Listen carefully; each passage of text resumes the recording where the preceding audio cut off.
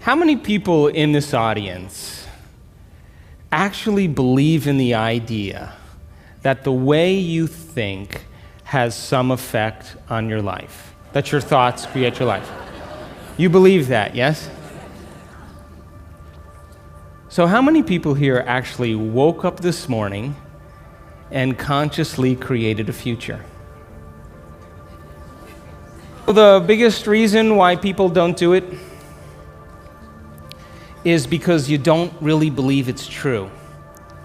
You see, if you knew on a gut level that it was absolutely true, would you ever miss a day? Come on. And would you ever let any thought slip by your awareness that you didn't want to experience? So your brain, according to neuroscience, is organized to reflect everything you know in your life. Your brain is a record of your environment. It's a record, an artifact of your past. So if you believe this, then does your environment control your thinking, or does your thinking control your environment? So if you wake up in the morning and you get out of bed on the same exact side as you did the day before, you shut the alarm clock off with the same finger, you slip into your favorite slippers, you shuffle into the bathroom and you use the toilet like you always do, then you walk over to the mirror and you look at yourself to remember who you are. Then you get into the shower and you wash yourself in the same routine way. Then you groom yourself to look like everybody expects you to look. Then you go downstairs and you drink coffee out of your favorite mug. Then you drive to work the same way as you did the day before. You see the same people that push the same emotional buttons. You do the exact thing that you know how to do and you memorize and can do so well that you're an expert at. Then you hurry up and rush home so you can hurry up and check your emails, so you could hurry up and go to bed, so you can hurry up and do it all over again. Now, here's my question. Did your brain change at all that day? We could say that you were thinking the same thoughts, performing the same actions, that create the same experiences, that produce the same emotions, but secretly expecting something to change in your life. Would you agree? So then, as the environment turns on different circuits in your brain, you begin to think equal to your environment. As you see the same people and go to the same places and do the same things at the same time, it's the external environment that's turning on different circuits in your brain, causing you to think equal to everything that you know. And as long as you think equal to everything that's familiar or known to you, what do you keep creating more of? Same life. Now, the quantum law is still applying to you. You're just thinking equal to everything that you know, and you keep creating more of the same. To change, to truly change, is to think greater than your environment. And every great person in history knew this. Whether it was William Wallace or Mahatma Gandhi or Martin Luther King or Queen Elizabeth I or Joan of Arc, they all had a vision. They all had an idea. Couldn't see it, couldn't smell it, couldn't taste it, couldn't feel it, but it was alive in their mind. It was so alive in their mind that they began to live as if that reality was actually happening now. So can you believe in a future that you can't see or experience with your senses yet, but you've thought about enough times in your mind that your brain is literally changed to look like the event has already happened? Neuroscience says it's absolutely possible. Now, your personality creates your personal reality. That's it. It's that simple. And your personality is made up of how you think, how you act, and how you feel. So the present personality who's sitting here today, you, has created the present personal reality called your life. Would you agree? Would you also agree then, if you wanted to create a new personal reality, that on a fundamental level you would have to change the thoughts that you are thinking, the behaviors and habits that you're demonstrating, and the emotions that you've memorized that's become part of your identity? And most people try to create a new personal reality as the same personality, and it never works. We have to become somebody else. So then, as you keep thinking the same thoughts, performing the same actions and living by the same experiences that produce the same emotions. There's a principle in neuroscience that says nerve cells that fire together wire together.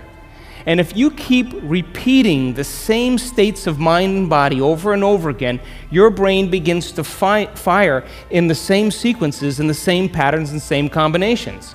And whenever you make your brain work in a certain way, that's called mind. Mind is the brain in action. So as you remind yourself every day who you think you are, you're causing your brain to fire in the exact same ways. And as they fire and wire in the same patterns over time, the brain moves into a very finite signature, and that's called your personality. Now, that box in your brain isn't literally a box, but it's the most commonly wired, neurologically fired programs that run redundantly because we keep doing the same things over and over again. To change your mind, then, is to make the brain work in new sequences and new patterns and new combinations, to begin to make the brain work differently.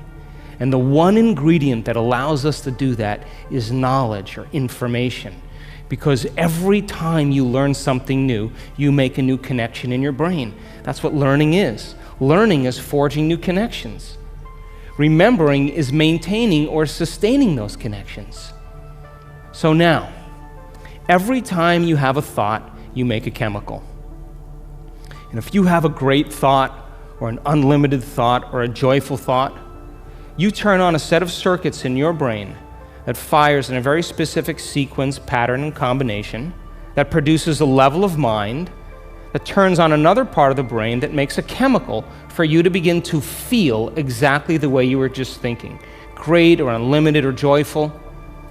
Now, if you have a negative thought or an unhappy thought or a self-depreciating thought, you turn on a different set of circuits and a different combination, a different sequence, and a different pattern that produces a different level of mind. And the brain then begins to make a different batch of chemicals that signals the body for you to begin to feel exactly the way you were just thinking, negative or unhappy or unworthy.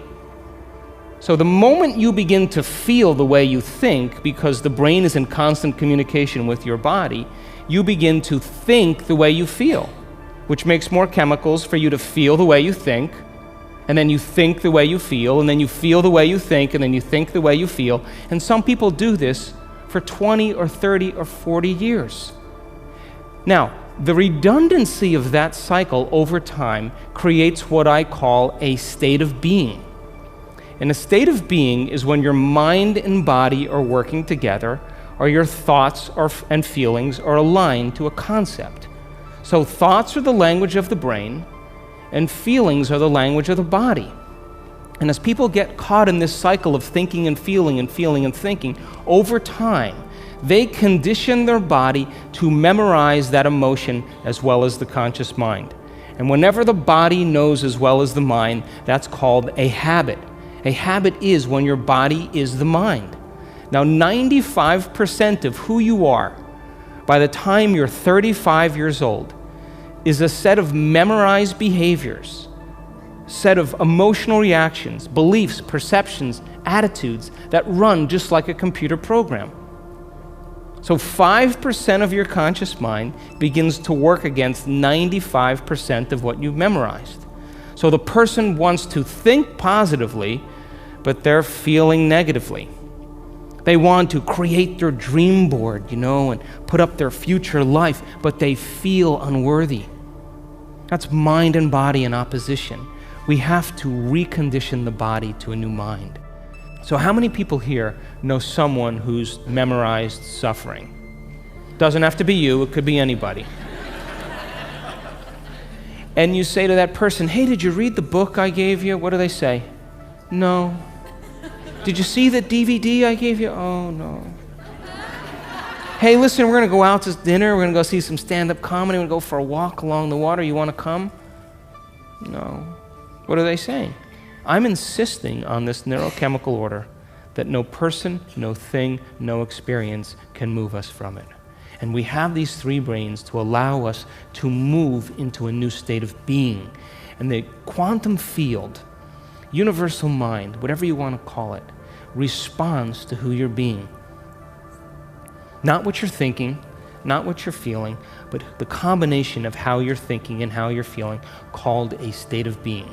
Now, most people wait for what? Crisis or trauma or disease or loss or diagnosis to really want to change. They wait to the point where the ego is brought to such a low level that they cannot go on business as usual any longer. That's when we begin to look at how we're thinking or what we believe or how we act or our attitude or what emotions we're living by. And my message is, why wait? We can learn and change in a state of pain and suffering, which tends to be the human model, or we can learn and change in a state of joy and inspiration. Now, you want to learn the hardest part about all of this? You ready? The hardest part of all of this, the hardest part of all of this is making the time to do it. That's it. That's it. Making time for your precious self.